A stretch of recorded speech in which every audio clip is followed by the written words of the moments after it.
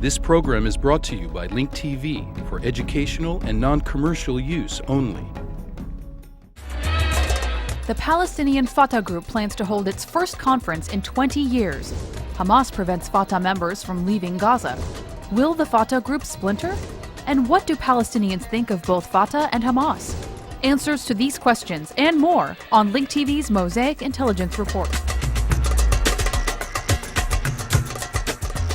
The last time Fateh, the largest faction of the Palestine Liberation Organization, the PLO, held a general convention was 2 decades ago in 1989 in Algiers.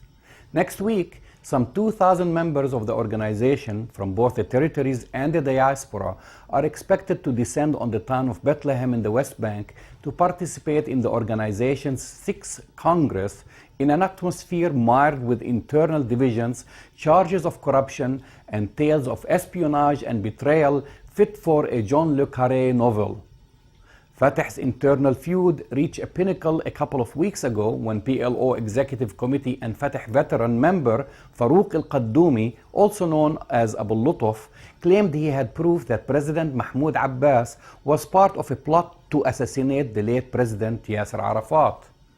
Meanwhile, recent talks mediated by the Egyptian government between Fateh and Hamas have failed to produce an agreement that would restore Palestinian national unity. For months, each side has been blaming the other for the fissure caused inside the Palestinian house ever since Fateh lost the January 2006 elections to Hamas and the subsequent military takeover by Hamas of Gaza a year later. In the past few weeks, blood between the Palestinian rivals has been as bad as ever, with Hamas arresting scores of Fateh people in Gaza and Fateh raiding Hamas's strongholds in the West Bank. Most recently, Hamas has threatened to prevent about 400 Fateh delegates from the Gaza Strip from attending the convention in Bethlehem, demanding the release of its members being held in Palestinian Authority prisons in the West Bank.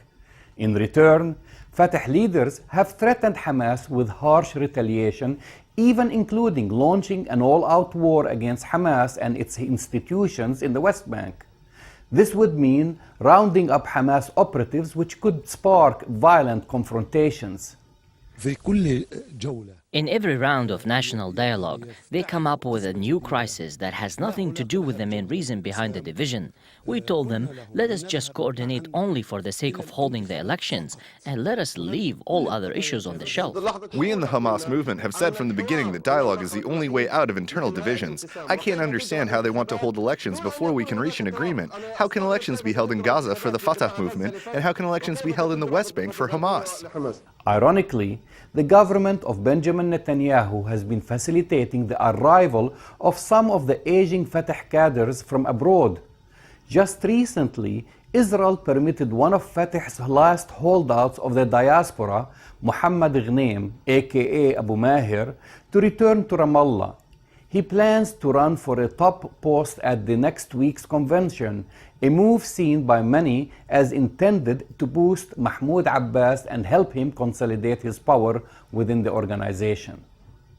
A recent report by the Palestinian Central Bureau of Statistics puts the population of the Palestinian territories at about 3.9 million, with 2.4 million people in the West Bank and 1.5 million in the Gaza Strip.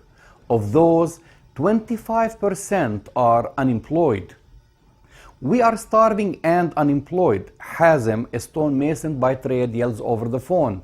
And those donkeys, that's a Palestinian expression for idiots, are fighting over seats. Palestine is lost and they're fighting over seats. That's what he said. Hazem, like many I've spoken to, have little expectation from Fateh's meeting next week. They are also angry with Hamas and believe that its leadership has been stubborn and uncooperative in resolving the inter-Palestinian feud. On August 4th, Fateh's members will vote for a new leadership, and a debate is supposed to ensue over its role as a resistance organization. Fateh will not be the same organization after the convention, according to Mohammed Dahlan, former head of the Palestinian Authority's Preventive Security Service in the Gaza Strip. But Fateh has not been the same for decades. Most of its prominent members are now integrated in the Palestinian Authority, living a bureaucratic life.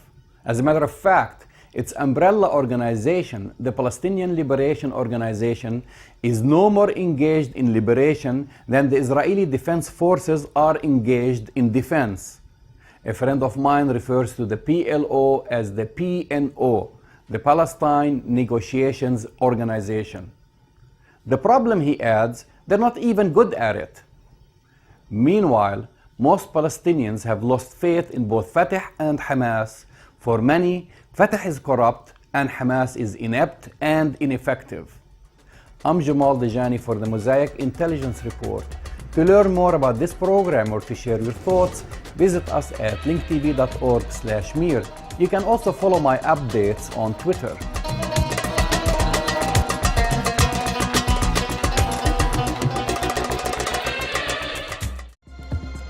This program is brought to you by Link TV for educational and non-commercial use only.